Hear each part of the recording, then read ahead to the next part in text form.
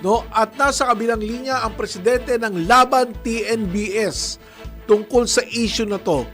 Walang iba kundi si Sir June De Leon. Sir June, magandang hapon. Bong Nebria po para sa Biyaheng IZ. Magandang hapon po, Idol Bong Nebria, at magandang hapon po sa ating mga taga-subaybay. Sir Bong, Sir June, ano tong papag-usapan natin? Meron na ba kayong yung show cause order na umapir sa LTFRB? Itong pagdinig na to, sa tingin ko, mga TNC lang ang inimbitahan ng LTFRB. Pero kung may imbitahan po tayo sana dyan, sa pagdinig na yan, mapupunto natin yung mga napapansin natin kung bakit dumarami at lumobo yung bilang ng benepisyaryo versus sa dapat na bilang ng tamang supply cap ng TNBS. So, on your side, sobra ba talaga o was there just an error? Was there just a double entry? Ano talaga naging problema sa pagdami nung mga drivers na yan? Sobra-sobra po talaga ang dami ng drivers. Number one, bakit po sumobrang dami?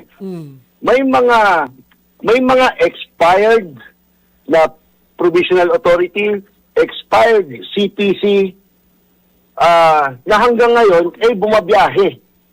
Na dapat kapag expired na sa LTFRB at dapat wala na dito sa Transport Network Company, dapat tinatanggal na nila. Ngayon, pag tinanggal sa LTFRB, sasabihin ng LTFRB, kulang na tayo ng supply. Pagdagdag tayo ng TNBS. Bakit? Kasi maraming expired at saka dismiss. Oh. No? So dadagdagan nila. Pero ito, hindi deactivate ng TNC. So yun ang problema. Yung app, Isa po yun sa problema. yung app nila hindi na deactivate despite the fact na expired ng CPC at saka Provisional Authority. Tama ba, Sir June? Tama po. Talagang, ito, may mga tumatakbo na expired at dismissed. Pero, bakit pa sila na-expired at bakit na-dismiss? Baka naman po may pagkukulang ang LTFRB dito. Dahil, ang experience ko po, sa pagkuha ng PA, yung mga unang panahon ay pag-apply mo, tatatakan lang, bumiyahe ka na kagad. Ngayon, ang PA ngayon, umaabot 10 buwan. At teka, eto Kasi naman. taon, ngayon po, wala pang nilalabas eh. Teka, siguro nga dahil sa paglilinis na lang ng listahan. Teka, Sir June, sandali. CPC sasabihin mo expired, PA expired.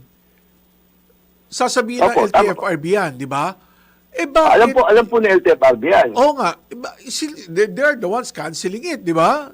Pag nag-expire Tama po. na.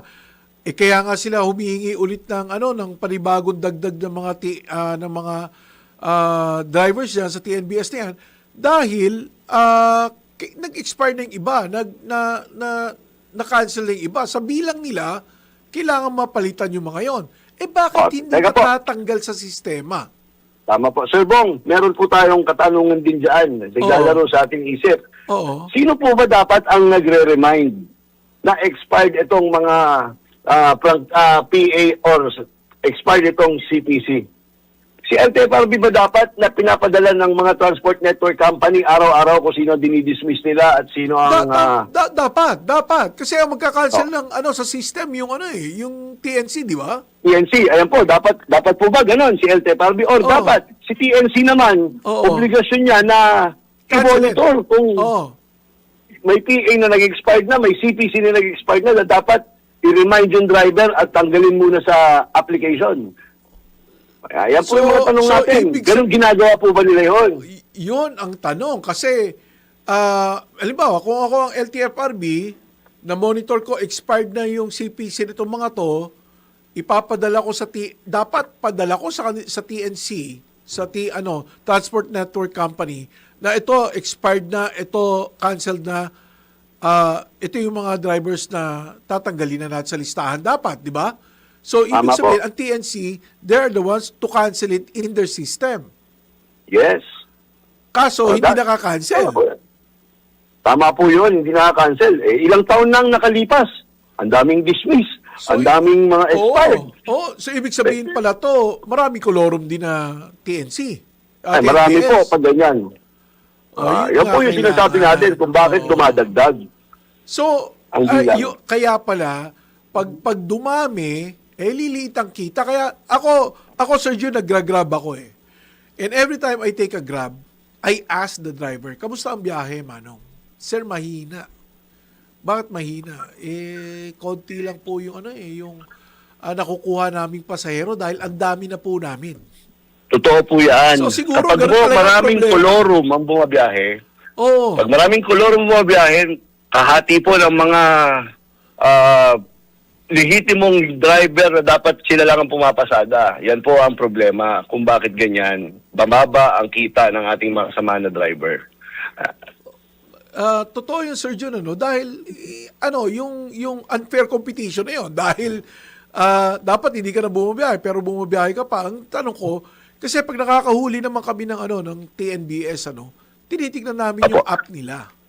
No, ibig sabihin, if you have an app, you are legitimate. Yes, No, dapat po. dapat ganon. You're not supposed to be transporting any passenger kung wala kang app. Kasi Tama po. may app ka eh. So, Ibig sabihin, may pinakitang dokumento. oo. I assume na tama yun. No? Tama. Kasi ang problema dito, bakit ka may app kung hindi ka naman dapat bumiyahe? Wala ka dapat application kung wala kang dokumento. Ganon. Correct. Hindi, kahit kayong expired Sir Jun, sinasabi mo expired or cancelled, di ba? Expired or cancelled. Pagpalagay natin. Yes. Kasi, pag ikaw binigyan na kita ng listahan, ito expired and cancelled, and you're not canceling their app. Violation po yan. Kasi sa app, kumikita rin yung TNC, di ba? May porsyento Tama sila po. May commission sila dun eh. Tama po. Baka po, maraming TNC ang inaabuso ang ganyan. Hindi naman nag-check ang LTFRB. Tsaka pag hinulian, hindi naman ako mapipenalize kung hindi yung may-ari ng sasakyan. Yun, franchise violation. Ito, Tulorong. napaka-interesting nito, napakinggan tong investigasyon na to on where will it go. Kasi kaninong fault ito talaga. Kasi, alam mo Sir Jun, hindi lang ito yung usapin ng tamang cap, yung tamang number of TNBS or number of drivers supply. sa TNC o supply, di ba? Hindi lang ito usapin na to eh. Kasi ito, na nagkaroon tayo ng crisis, doon pa natin napansin na sandali. Di ba? Kung dapat 30,000 ka lang, ang hinihingi mong driver ngayon is nasa 50,000 na. Saan nanggaling yung 20,000 na yon na dagdag, di ba? So Tama po. that's what the government wants to find out. Kung ma-find out nila na ganyan ang kalakaran, paano na yan, di ba? May mananagot dyan. Totoo po yan. Pero bago po natin panagutin yung mga dapat panagot sa kung bakit maraming kolorong ngayon, ugatin po natin. Meron pa pong isang ugat yan eh. Ano? Kung bakit dumadami yung mga kolorum. Yes. At yung mga undocumented na sinasabi nila, yung expired PA at tapos na CPC. Ganito po, ang application po dapat ng PA, mabilis po yan dahil 3 buwan lang ang provisional authority na binibigay ng LTFRB. Opo. Tanungin niyo po ang LTFRB kung gaano sila katagal bago mag-issue ng provisional authority. 6 months bago mo ma-renew ang PA mo, 3 buwan mo lang gagamitin yon. Mas matagal pa po yung pag-aantay kesa sa validity ng PA, 3 buwan. Yung CPC po, bago ka maka-renew, bago ka magkaroon ng CPC ngayon, 2 taon ang iyong aantayin Pero, bago lumabas ang decision. eto Aba. Sir Jun, nakakapag-dialogo naman kayo with LTFRB? Dialogo naman po. Kaya lang, ang hirap dito, hindi naman po na tayo napapakinggan. Ilang beses, actually, noong 2019, hiningi na natin ang tulong ng Anti-Red Tape Authority. Bakit Tama. po ganyan? Tama yun. Bakit ganyan? Arta kasi... Negosyo po. Oh. Po yan, negosyo po ito.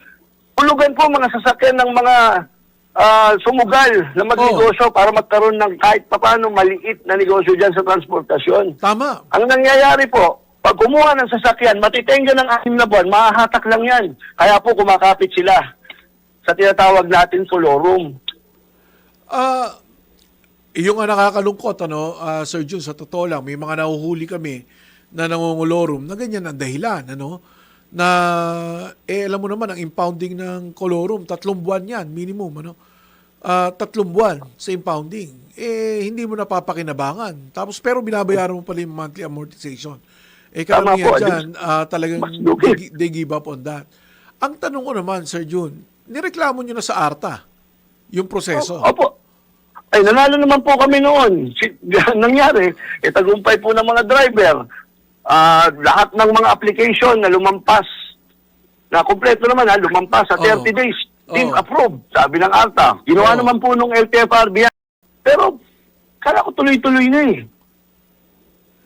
Wala pong nangyari, bumalik po ulit sa dati. At ito pa ang binalik ni Chairman Mendoza ngayon. Pasensya na po, mahal natin si Chairman Vigor Mendoza. Pero ibinalik niya po yung paghawak ng mga application sa LTFRB. Diyan po nagkandaletse-letse ang buhay ng mga gustong magnegosyo ng TNBS. Yung nasa LTFRB na naman ang control ng TNBS slot na franchise. Kaya nga po ibinigay yan sa TNC noon dahil nung nireklamo natin sa ARTA, yun ang recommendation ng ARTA dahil mas napapabilis ang proseso ng aplikasyon.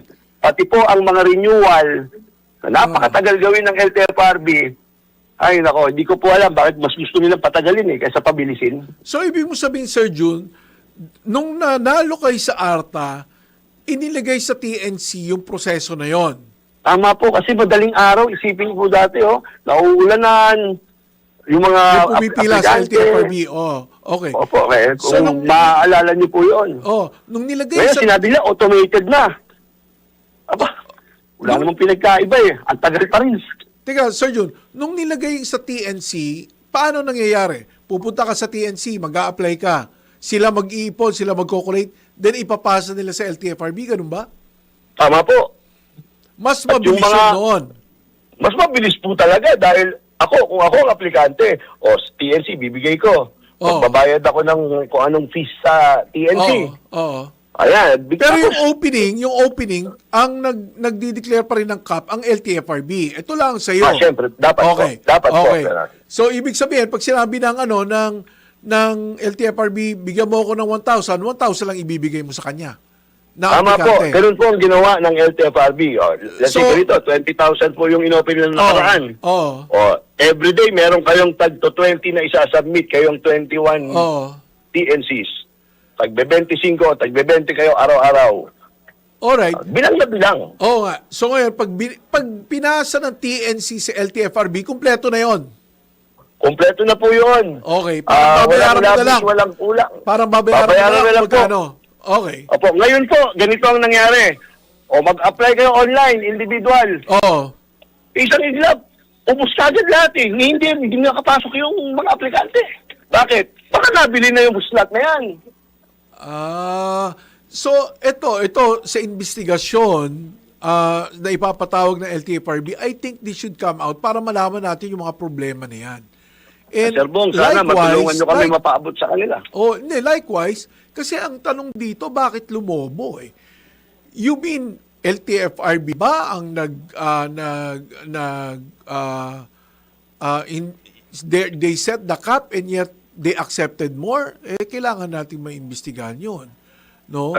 Sabihin lang po ng LTFRB, sa tingin ko, Sir Bong, nagbabase sila doon sa mga active na PA at CPC. So tama ang bilang ng LTFRB. Okay. Pag nakita nilang kulang yan, di ba tinatanggal nila yung mga expired at saka ano? Tama. Ngayon, si TNC talaga, hindi naman nagtatanggal. Yun ang problema. No, bakit nandun pa rin sa system nila yung mga drivers na hindi na dapat, wala na dapat sa sistema, no? Anyway, magandang pag-usapan ulit to, Sir John, pagkatapos ng investigasyon para malaman na natin talaga kung saan nagkaroon ng loophole dito. And once and for all, makorek natin yung sistema. Pero maganda yung ginawa nyo. Yung ARTA will be the arbiter in this kind of situations na may process tayo na nababiolate. Kasi bawat process sa gobyerno ay may oras. May minuto, may oras, may araw kung hanggang kailan lang. And yung mga non-technical, non-complicated, it should not take 3 days or more. So yun. Yes. Anyway, Sir Jun, maraming salamat sa panahon mo. Pag-usapan ulit natin to pagkatapos ng investigasyon para malaman natin kung anong mangyayari at saan tayo nagkamali at paano natin maitatama ang proseso. Maraming salamat ulit sa panahon, Sir Jun, sa uulitin. Maraming salamat po, Sir Bong, at sana matulungan niyo po kami. Mabuhay po kayo. Mabuhay ka, Sir Jun De Leon, ang presidente ng Laban PNPS.